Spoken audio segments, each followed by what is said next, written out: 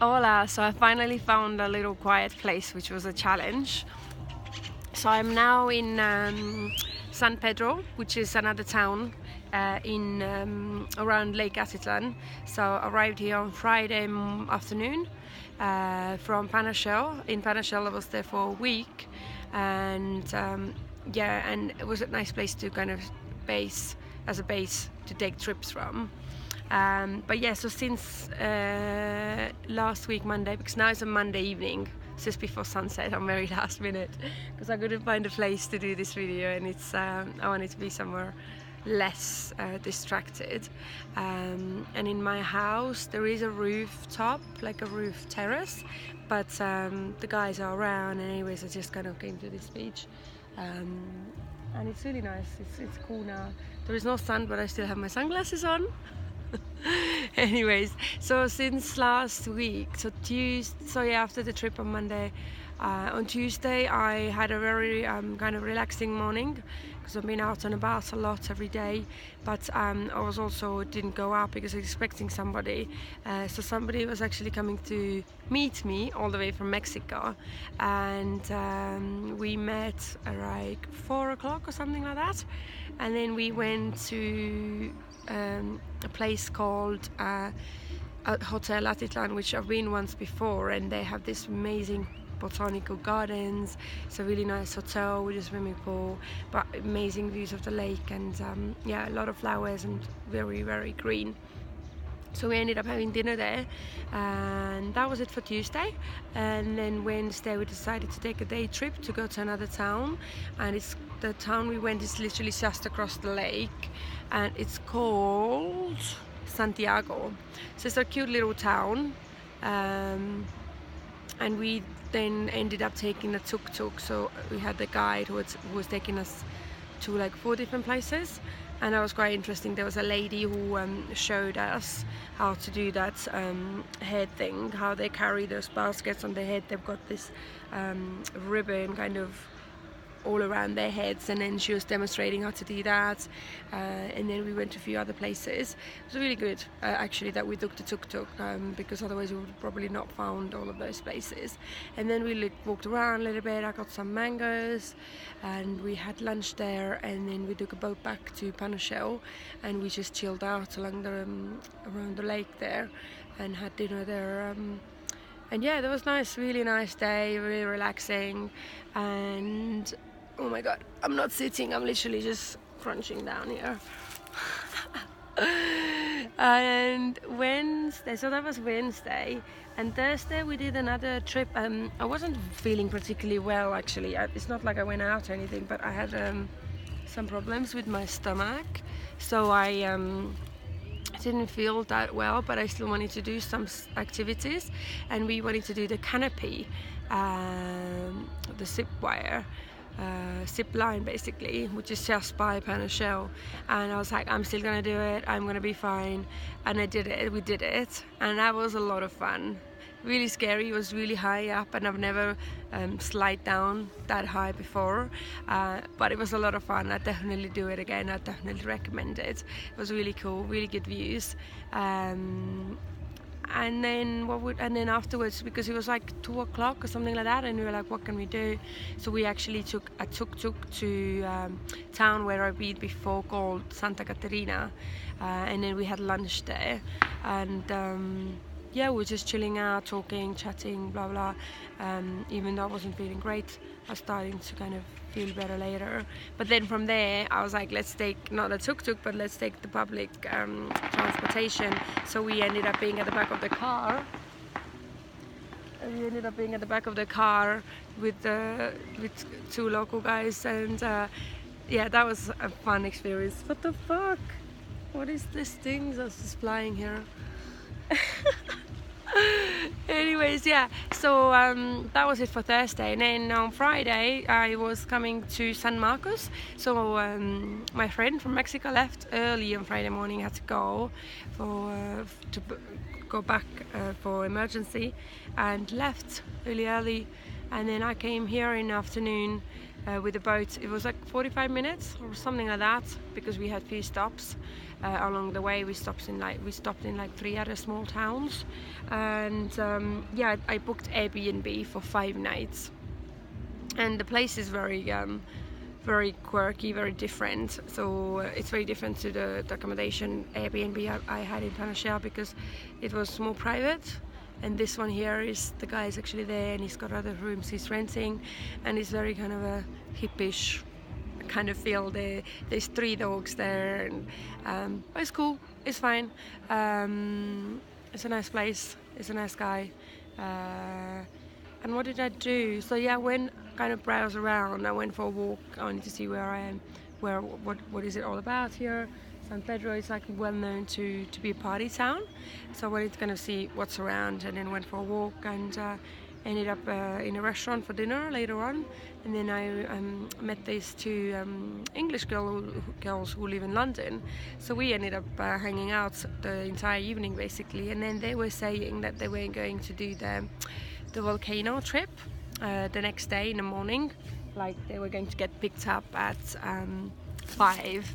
And then I thought, why don't I join them, because I want to do that as well. And then yeah, so I decided to go with them the next day, just get it out of the way, because that was on my list of things I wanted to do anyways here. And then yeah, so that's what we did on Saturday, and there was about 4 hours to hike up, and it was hard, but it was nothing compared to Hacatenango. Like, it was so much better. The route was actually, they had steps, which is like, wow, this is so much nicer than Hacatenango.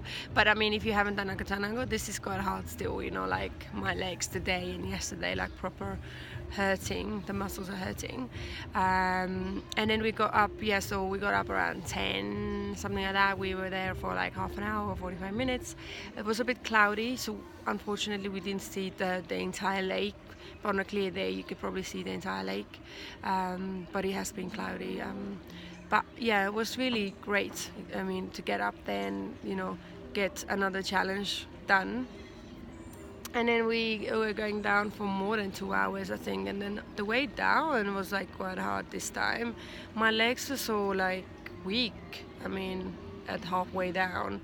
And not just me, like all of us, we were like, oh my God, like, where is this, you know, end? There's no end. But the highlight there was also the swing, which was amazing. So there was like a tire attached to the rope, and it was going like really far out, and the views were amazing. I love the swing. I was like a child again. Yeah, that was really cool. And then yeah, I was so hungry on the way down. I was starving, and I was like, I can't be bothered to go and have a shower.